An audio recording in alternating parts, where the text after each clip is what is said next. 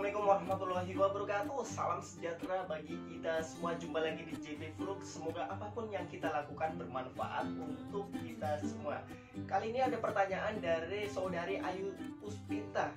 Berapa lama sih, berapa bulan sih untuk proses penggantian oli transmisi? Mungkin teman-teman banyak yang nggak paham dan sangat sering diabaikan. Yuk langsung aja simak video berikut ini sampai habis.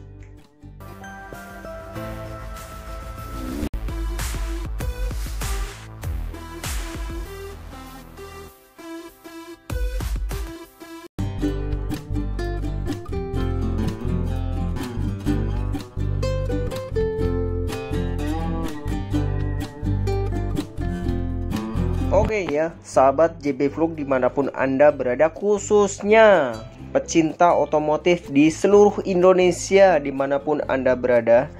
Jadi gini teman-teman, oli transmisi kebanyakan orang itu nggak paham, juga nggak memperhatikan atau nggak tahu apa oli transmisi, apakah ada atau tidak atau di mana. Itu yang perlu kita tekankan dan kita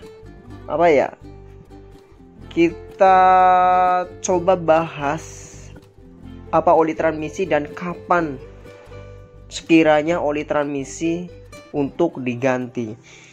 Biasanya teman-teman ya baru saja ngambil unit mobil atau sudah lama ngambil tetapi nggak begitu paham atau memperhatikan oli transmisi. Teman-teman JB Vlog perlu tahu ya, fungsi oli transmisi itu untuk apa ya?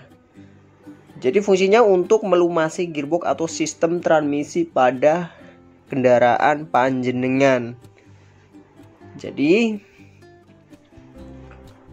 transmisi bekerja mungkin ya, panjenengan melakukan perpindahan gigi 1, 2, 3, 4, 5 mundur, tentu dilakukan oleh transmisi atau gear dan perlu adanya pelumasan. Jadi bagaimana kalau misalnya transmisi tersebut itu telat diganti atau memang belum pernah diganti? Itu saya nggak bisa bayangin, atau teman-teman bisa bayangin sendiri apa yang terjadi ya. Selanjutnya, kapan sih waktu ganti oli transmisi? Jadi teman-teman perlu tahu nih, untuk oli transmisi itu beda penggantian secara berkala seperti halnya oli mesin ya. Oli mesin itu kisaran 4.000 atau maksimal 10.000 km itu dilakukan proses penggantian oli mesin, tetapi tidak untuk oli transmisi. Makanya itu oli transmisi sering kali terabaikan dan terlupakan ya buat JB Vlog, teman-teman JB Vlog. Jadi perlu tahu untuk oli transmisi untuk perlu dilakukan penggantian.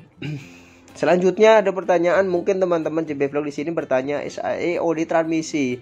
Jadi pada umumnya untuk mobil jenis keluarga atau MPV, sedan misalnya ya, city car atau mobil kecil yang lainnya ya, disarankan menggunakan oli multigrade dengan spesifikasi 80 hingga 90 W.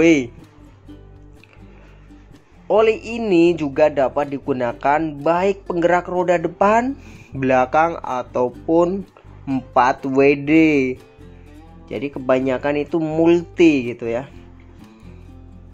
Untuk kendaraan-kendaraan yang kerjanya berat seperti kendaraan niaga atau mobil-mobil yang sudah cukup berumur mungkin ya, teman-teman JB Vlog bisa memilih oli single grade dengan SAS 90 atau SAS 140 juga bisa ya.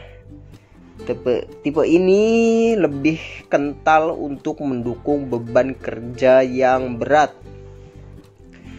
Selanjutnya untuk permasalahan teman-teman JB Vlog tidak melakukan penggantian oli transmisi atau mungkin telat mengganti oli transmisi.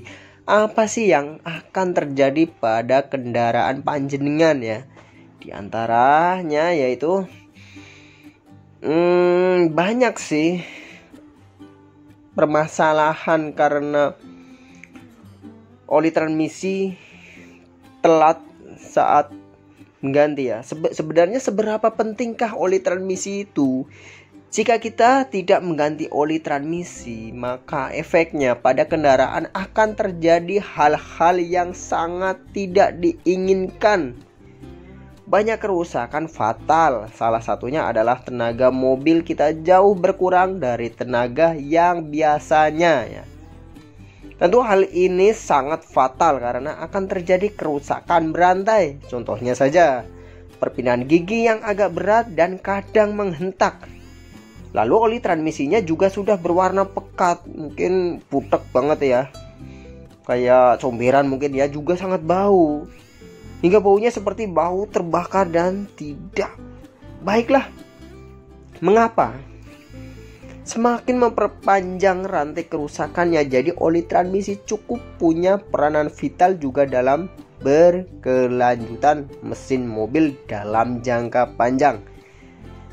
Ya, teman-teman JV Vlog sudah tahu, semoga paham dan semoga mengerti dan semoga video ini bermanfaat. Jangan lupa klik tombol like, subscribe dan bagikan video ini bila memang bermanfaat.